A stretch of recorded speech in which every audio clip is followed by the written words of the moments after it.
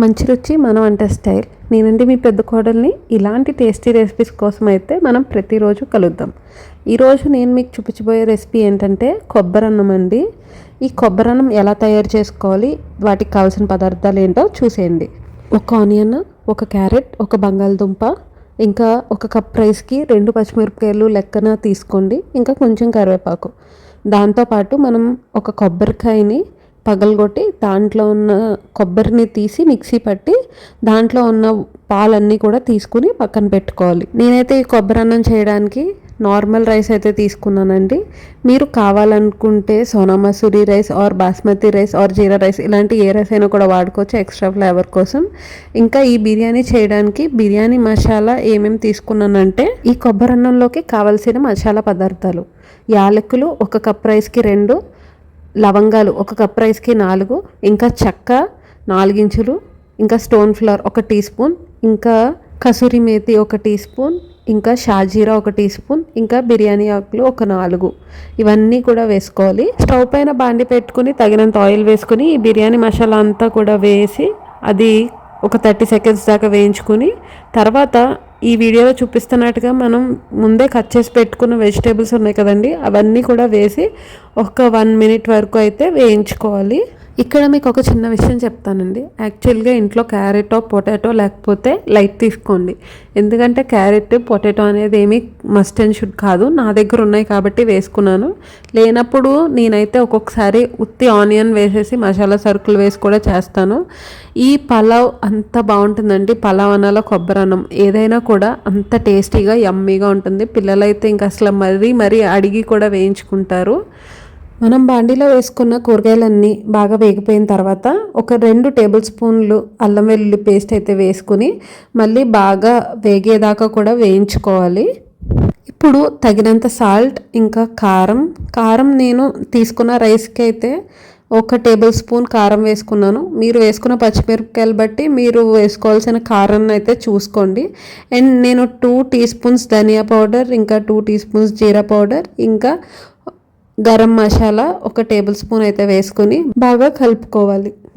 మనం కారం, ధనియా పౌడర్, జీరా పౌడర్, గరం మసాలా వేసాం కదండి, ఇవన్నీ అయితే కాసేపు ఫ్రై అవనివ్వాలి. మనం ఈ వెజిటేబుల్స్ ఇవి కట్ చేసుకుంటాం కదండి, అప్పుడే మనకి కావాల్సినంత రైస్ ఒక గిన్నెలోకి తీసుకుని బాగా అయితే వాష్ చేసుకుని వాటర్ని బాగా స్ట్రైన్ చేసేసుకుని పక్కన పెట్టుకోవాలండి. లేదంటే మనం ఈ బిర్యానీలో రైస్ వేసే టైంకి హడావుడిగా తీసుకోవడం అయితే అవ్వదు కదా.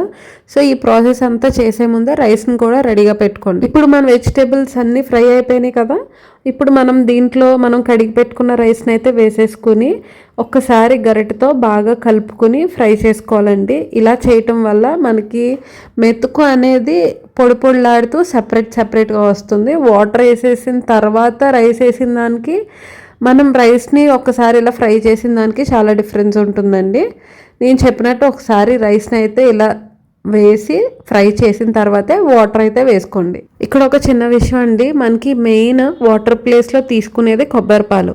అయితే కొబ్బరిపాలు మనం ఒక కొబ్బరికాయ తీసుకుంటే మనం తీసుకున్న రైస్ అంతా కూడా కొబ్బరిపాలు సరిపోవాలనేం లేదు.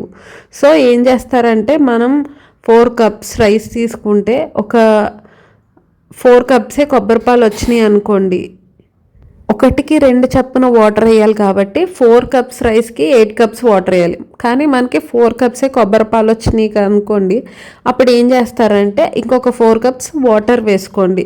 మొత్తం అంతా కొబ్బరిపాలే ఉండాలని ఏం రూల్ లేదు దీనికి. సో వాటర్తో కూడా చేసుకోవచ్చు. కాకపోతే మనకి అట్లీస్ట్ హాఫ్ అయినా కొబ్బరిపాలు అనేది ఉండాలి. అప్పుడే మనకి కొబ్బరిపాలు టేస్ట్ అనేది అయితే దిగుతుందనమాట. ఇప్పుడు ఇక్కడ నేను రైస్కి 1కి 2 చప్పున అయితే తీసుకున్నాను. నాకు హాఫే వచ్చినాయండి. మిగతాది వాటర్ అయితే వేసుకున్నాను. ఇలా వాటర్ అంతా బాగా ఇంకిపోయేదాకానైతే ఉడకపెట్టుకోవాలి. మనకి ఇంకా అక్కడ వాటర్ ఉంది చూసారు. ఆ టైంలో నేను స్టవ్ పైన కింద ఒక పాత ప్యాన్ పెట్టుకుని దానిపైన ఈ కొబ్బరిపాలు అన్నంది అయితే బాండి పెట్టేసి దానిపైన మూత పెట్టేసి ఇలా కవర్ చేసి దానిపైన బరువు అయితే పెట్టి ఒక 15 మినిట్స్ అయితే ఉంచానండి. ఒక 15 మినిట్స్ తర్వాత స్టవ్ ఆఫ్ చేసుకుని ఆ తర్వాత ఒక 20 మినిట్స్ తర్వాత మాత్రమే ఓపెన్ చేసి చూసుకోండి. అంతే, ఇంకా మన కొబ్బరి అన్నం అయితే రెడీ అయిపోతుంది. ఎమ్మి కొబ్బరి అన్నం మీ అందరికీ డెఫినెట్గా నచ్చుతుంది అనుకుంటున్నాను. చాలా సింపుల్ ప్రాసెస్ అండి. సో నచ్చినట్లయితే ఒక్కసారి ట్రై చేసి చూడండి. అండ్ మా ఈ రెసిపీ ఎలా ఉందో ఖచ్చితంగా కింద అయితే కామెంట్ చేయండి.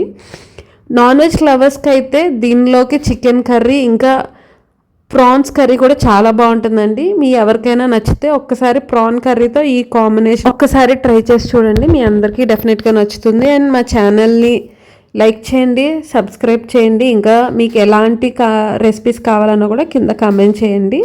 మేము మీకోసం ట్రై చేసి పోస్ట్ చేస్తాము.